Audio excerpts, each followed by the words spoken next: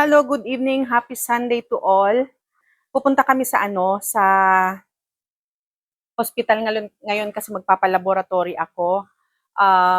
Kwento ko lang, since Saturday kasi naka-experience ako ng, alam mo yung parang symptoms ng UTI, nangangalay yung likod, tapos pag umihi ka, parang may hinihilang thread sa after mong mag-ihi. So yun yung na-experience ko. Tapos, after 3 days, basta nung Wednesday, namamaga yung aking mga paa. Nagmamanas yung paa ko. Tapos pagising ko nung morning na yon, pati mukha ko, yung mata ko, para akong umiyak ng 5 days. So yun yung na-experience ko. E natakot ako. So nung Friday, pumunta ako sa OB, nagpa-check ako at nagpa-urinalysis din ako before that nung Monday. Monday pala is nagpa-urinalysis ako and normal naman yung result. Tapos, pumunta ako sa OB, nagpa-check ako, tapos sabi niya, hindi kita kailangan bigyan ng antibiotic mo kasi super mababa yung WBC mo, hindi mo kailangan mag-antibiotic. So, hindi ko alam kung ano.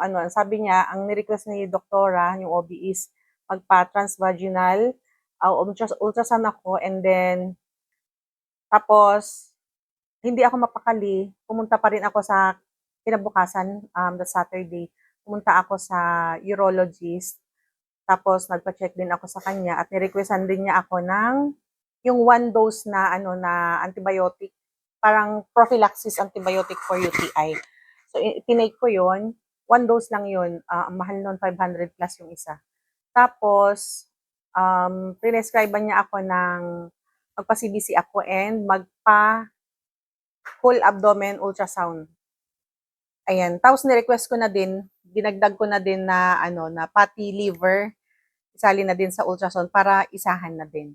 Kaya pupunta kami doon, magpapa-ultrasound and extract ng dugo. So update ko na lang kayo later.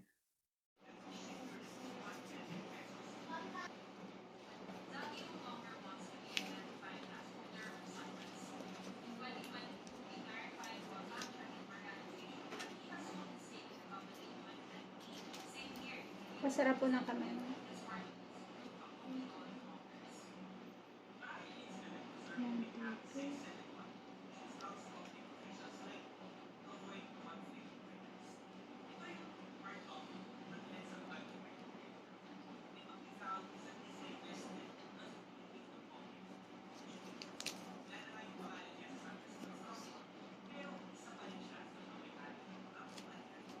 Press po, ma'am.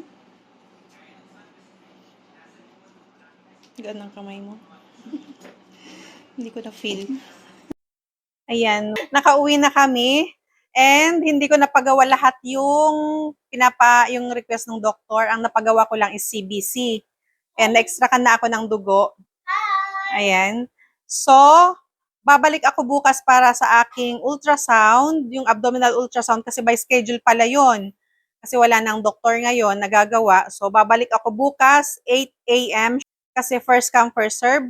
So, before 8 a.m. dapat nandun na ako para mauna tayo. And then, sa Tuesday naman, yung transvaginal ultrasound naman ng 1:30 p.m. So, same pa din na first come, first serve pa din. So, yun. Ayan si Inday Badiday, Dakuyog Baboy. So, ito yung ating Chinese cabbage. Ito, meron tayong dalawang ganito. Kunin mo pa yung isa, baby, na ganito. Dalawa yung gagamitin natin. And then, yung ating mga balls. Wala tayong cheese ball. Hindi ako makahanap ng cheese ball talaga. And then, enoki mushroom. And then, yung ating karne doon. Ayan, so, bye for now. Hindi ko na kayo isasali sa sa aming pagsashabu-shabu kasi masyadong mahaba na yung ating video. So, update ko na lang kayo kapag okay na lahat. Pag nakuha ko na yung, napagawa ko na lahat yung ultrasound, and makuha ko lahat ng result, papakita ko sa inyo. Ayan, kasi kailangan ko pang bumalik sa doktor for my follow-up check-up. So, bye! See you on the next video.